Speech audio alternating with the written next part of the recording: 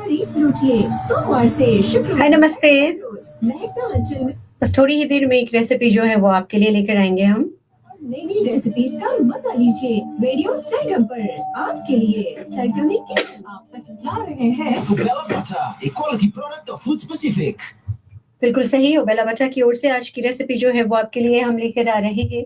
बहुत ही आसान सी रेसिपी जो है वो आज हमने चुनी है आपके लिए, और मैं उम्मीद करती हूँ कि आप इस रेसिपी को बहुत पसंद करेंगे और बहुत ही आराम से आप इसको बना भी सकोगे। तो ओबेला बच्चा बहुत ही स्वादिष्ट बचा है, और मैं हमेशा कहती हूँ, और मैं मतलब किसी भी चीज़ की ऐसे ही तारीफ नहीं करती जब तक कि वो चीज़ मैं खुद भी ट्राई नहीं करती हूँ और मुझे वो अच्छा ही नहीं लगता। तो मैंने ओबेला बटा खुद ट्राई किया है, और मेरा पर्सनल फेवरेट है, मुझे बहुत अच्छा लगता है और मेरे घर पे हमेशा यही आता है। एक तो ये अगर आप बाहर भी रख दो तो भी आराम रहता है, इसका बहुत तकलीफ नहीं होती है ना इसको फ्रिज में रखने की।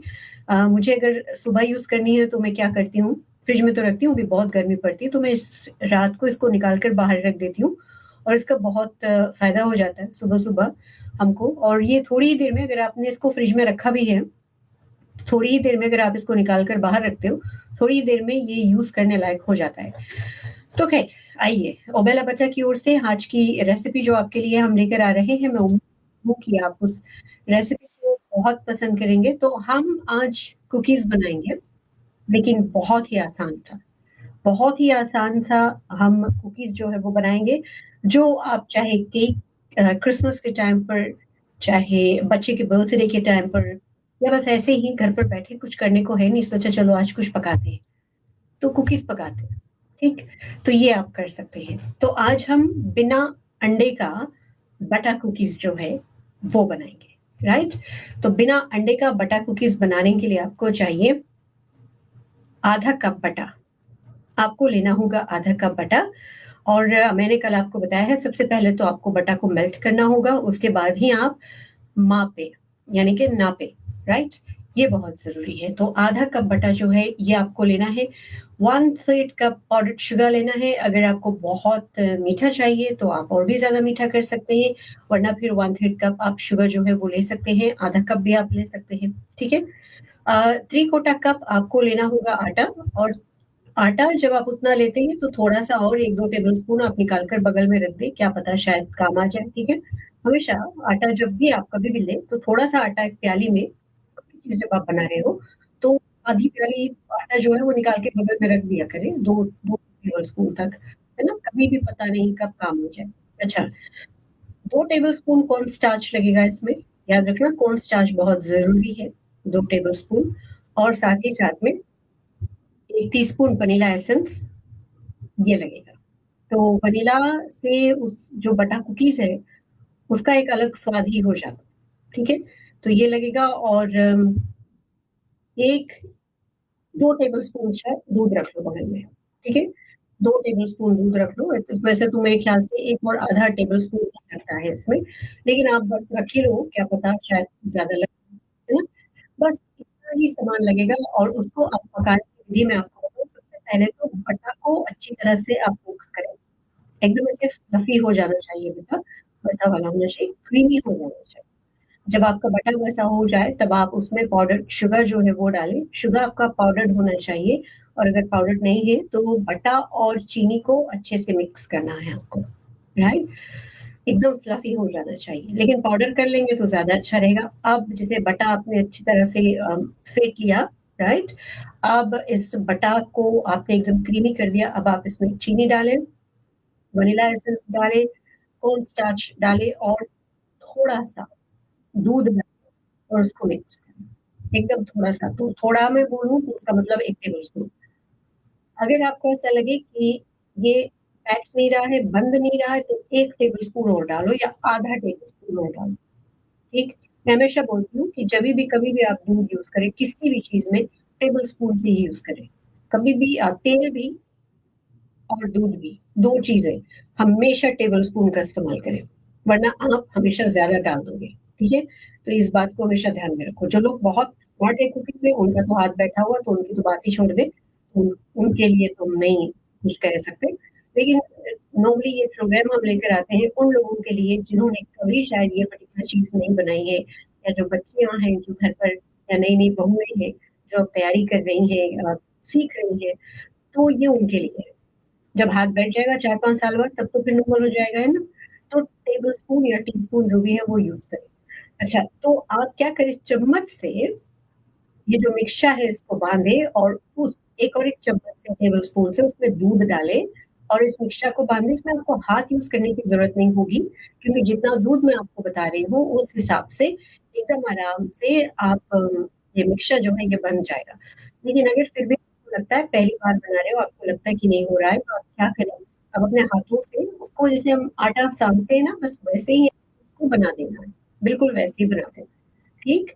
अच्छा, अब ये जब हो जाए तो आप क्या करें, बेकिंग शीट जो है वो लीजिए, बेकिंग शीट जो है वो आपको लेना है और एक पाइपिंग बैग जो होता है ना जिसमें हम आइसिंग शुगर वगैरह जब हम तैयार कर लेते हैं, तो केक पर जब आइसिंग करनी होती है तो हम उसमें डालते हैं और फिर हम आइसिंग करते हैं, वो वाला जो पाइपिंग बैग होता है। अगर आपके पास पाइपिंग बैग नहीं है, तो आप क्या करें, लंच डिब्बा जो है वो भी आप ले सकती हैं और उसमें अ, उसके अंदर ये रखकर, ये जो मिक्सचर है ये रखकर और उसको ऊपर से आप एकदम अच्छे से बाँध दें।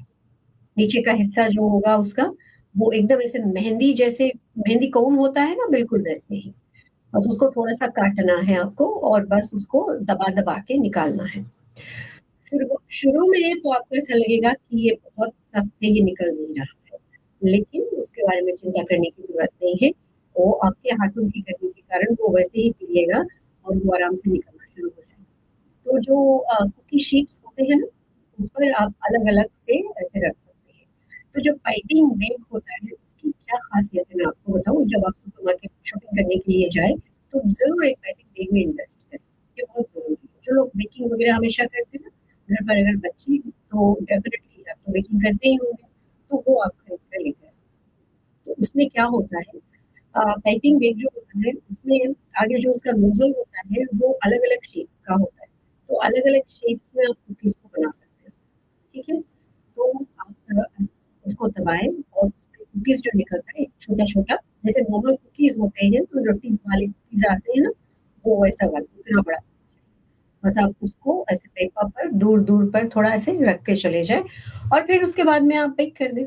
जो भी शेप में आप चाहें, अगर आप चाहते हैं ऊपर जैसे वो जो पैकेट वाला जो चेरी क्या मैं बता रही थी कल आपको, क्रिसमस केक बनाने के लिए जो हम फ्रूट मिक्सचर लेकर आते हैं ना, उसमें देखो चेरी वगैरह होता है।